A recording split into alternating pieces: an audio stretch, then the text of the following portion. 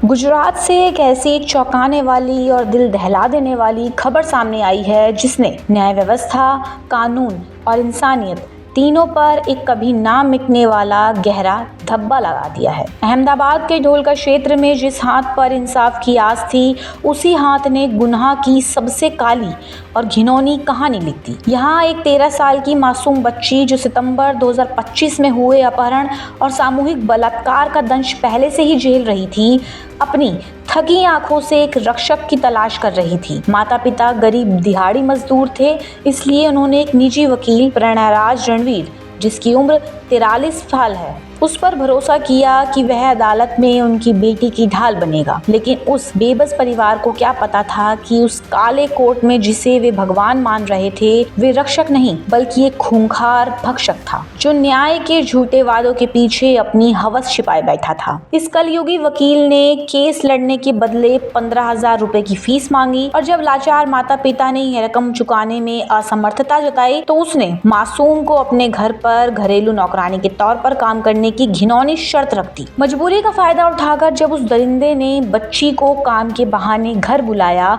तो कानून की धज्जियां उड़ाते हुए उसने मासूम को जबरन अपनी दरिंदगी का शिकार बना डाला। जब बच्ची रोई और गिड़गिड़ाई तो उसने सांत्वना देने के बजाय क्रूरता की हदें पार करते हुए धमकी दी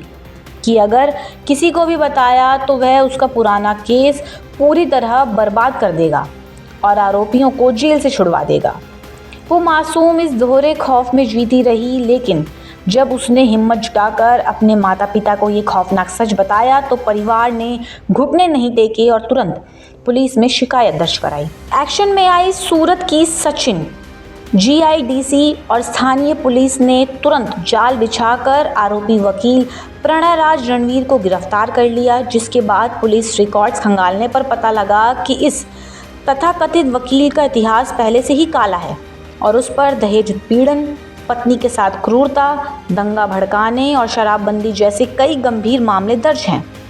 फिलहाल ये आरोपी पुलिस की गिरफ्त में सलाखों के पीछे अपने कर्मों की सज़ा भुगत रहा है, जबकि पुलिस इस पूरे मामले की विस्तृत जांच और आगे की सख्त कानूनी कार्रवाई में जुटी हुई है ताकि इंसाफ का कत्ल करने वाले इस मुजरिम को अदालत में सख्त से सख्त सज़ा दिलाई जा सके।